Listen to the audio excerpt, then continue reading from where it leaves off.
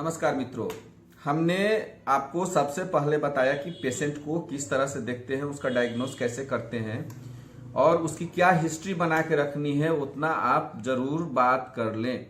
और बात करने के बाद अगर देख लीजिए कि उस कॉन्स्टिट्यूशन का मरीज है, भूख नहीं लगता हो, पेट झड़ता हो या कॉन्स्टिपेशन की समस्या हो, नींद नहीं आती हो, इसके ट्रीटमेंट को साथ में जरूर ऐड करें।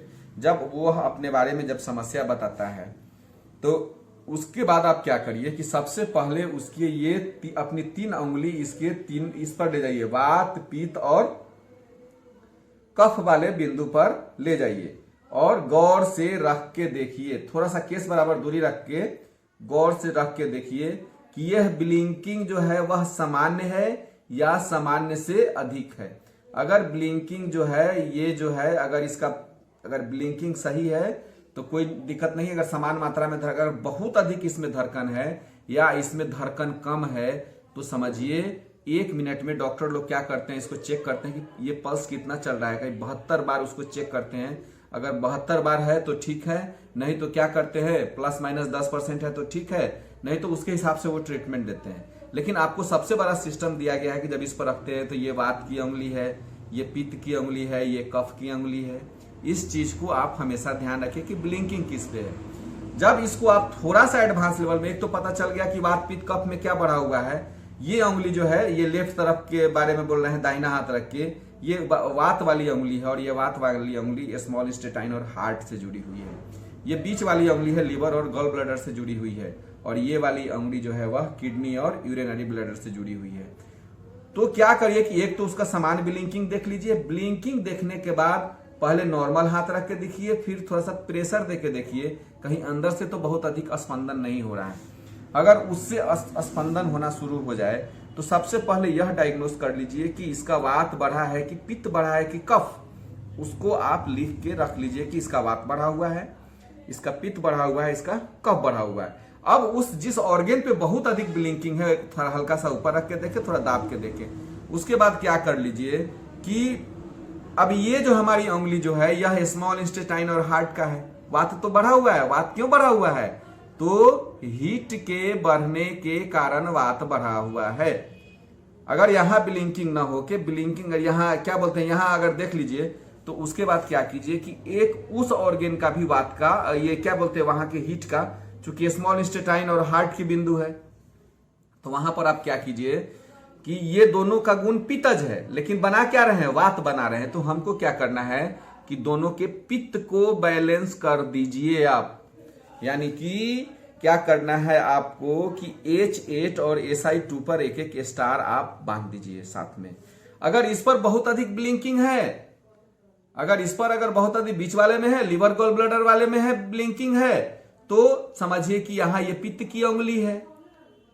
और पित्त अगर बहुत अधिक बढ़ रहा है तो पित्त तभी आप, अगर बहुत अधिक बढ़ रहा है आपके शरीर के अंदर, अगर पित्त बहुत अधिक आपके शरीर के अंदर अगर बढ़ रहा है तो समझिए कि पित्त को बढ़ाने का कारण कहीं वात तो नहीं है। तो उस स्थिति में आप क्या करेंगे, इसमें लीवर 1 और GB44 पर भी एक स्टार मैग्नेट बांध दीजिए। अभी हम तरीका बता रहे हैं। उसके बाद अगर हम कफ के ब्लिंकिंग कर चल रहे हैं और कफ बहुत अधिक अगर बढ़ रहा है तो कफ जो बढ़ने का जो कारण है, कफ के बढ़ने के कारण पर चले जाइए और वहां पर क्या कीजिए कि कफ के 2 बिंदु जो हैं उस पर क्या करते हैं कि जैसे K3 और ये K10 और UB54 उस पर एक बिंदु बांध दीजिए। आप उसके हिसाब से उसको पहले बैलेंस, चूंकि गुण उसका वही है, उसको बैलेंस करके और उसके बाद और जो संबंधित सिम्टम है उसका ट्रीटमेंट करके देखिए क्या रिजल्ट मिलता है। मेरी बात अगर आपको एक बार में नहीं समझ में आ रही तो उसको 3 बार करके देखेंगे, उसको 4 बार वीडियो चला के देखेंगे, मेरी बात समझ में आने लगेगी ये पल्स डायग्नोस के आधार पर। उसके बाद उसी तरह चले जाइए आप इसमें, तो जैसे ही इसमें भी 3 उंगली को रखेंगे आप, तो इसमें क्या करेंगे, जो ऊपर वाला ब्लिंकिंग जो है ऐसे 3 उंगली रखेंगे इसका, तो ये ऊपर वाला ब्लिंकिंग जो ऊपर वाला उंगली ये भी वात है, ये पित्त है और ये कफ है। तो ये वात जो है इसका डायरेक्ट संबंध हमारे ऊपर वाले ज्वाइंट से LU और LI से जुड़ा हुआ। अगर इस पर अगर बहुत अधिक ब्लिंकिंग है तो समझिए कि हो सकता है कि उसको लूज मोशन हो या लैट्रिन ढीला होता हो। कम ब्लिंकिंग है तो हो या न के बराबर ब्लिंकिंग है तो कॉन्स्टिपेशन निश्चित होगा। अगर बीच में ब्लिंकिंग है तो सामान्य है, कोई दिक्कत नहीं है। फिर बीच वाले में चले गए तो ये बीच वाली उंगली है स्टमक और स्प्लीन से संबंधित है।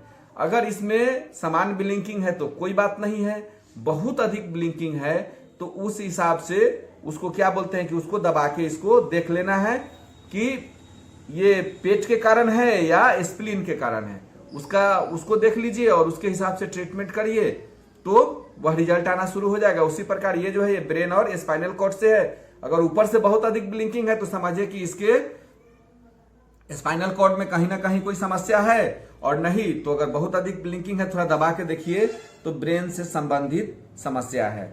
तो ब्रेन से संबंधित समस्या है तो अगर उसको देख लीजिए, एक तो है कि आपने पल्स के हिसाब से परीक्षण कर लिया, ब्लड प्रेशर अगर बढ़ा हो उसके हिसाब से परीक्षण, कम हो उसके हिसाब से परीक्षण कर लिया, टाइमिंग के हिसाब से परीक्षण कर लिया और परीक्षण करके नोट करके आपने रख लिया। ये आपको कल के लिए बता रहे हैं, सेम टाइम जब पेशेंट आता ये आपको इतना परीक्षण करके रख लेना है। और क्या करना है कि उस समय अगर पेशेंट आता है तो अगर आपको जो जो चीज समझ में आता है, कुछ ऐसे बिंदु हैं जो डायरेक्ट उस बीमारी पर हंट करते हैं, उसको ट्रीटमेंट करके भेज दीजिए। वात पित्त कफ बैलेंस करके भेज दीजिए, मरीज को आराम से वो उसको भेज दीजिएगा, उसके हिसाब से ट्रीटमेंट लगा के निश्चित उसको राहत हो जाएगा। आप उसको भेज दीजिए। उसके बाद क्या कीजिए कि उसके पूरे हिस्ट्री को पहले समझिए बढ़िया से, और हिस्ट्री को समझने के बाद आप अपने हिसाब से उसको प्रोटोकॉल बनाने का कोशिश कीजिए। बनाने के बाद जब आप उसका ट्रीटमेंट करेंगे तो, और उसके बाद क्या होगा कि जो जांच मंगाए होंगे उसको देख लेंगे, उसको ऐड करके जब आप उसको ट्रीटमेंट देना शुरू करेंगे तो उसमें अप्रत्याशित सफलता मिलनी शुरू हो जाती है। ये ट्रीटमेंट ये करने का हम ये जो क्या है डायग्नोस करने का एक तरीका बता रहे हैं। इस बात को आपको हमेशा ध्यान में रखना है। इसके बाद जो है हम आगे दर्द के बारे में डायग्नोस का तरीका बताएंगे, उसके बारे में भी आपको जान के रखना जरूरी है। अगर उसको आप अच्छी तरह से जान जाते हैं तो आने वाले समय में वो ज्यादा कार्य करेगा। उसको आगे के वीडियो में बताएंगे। तब तक के लिए नमस्कार।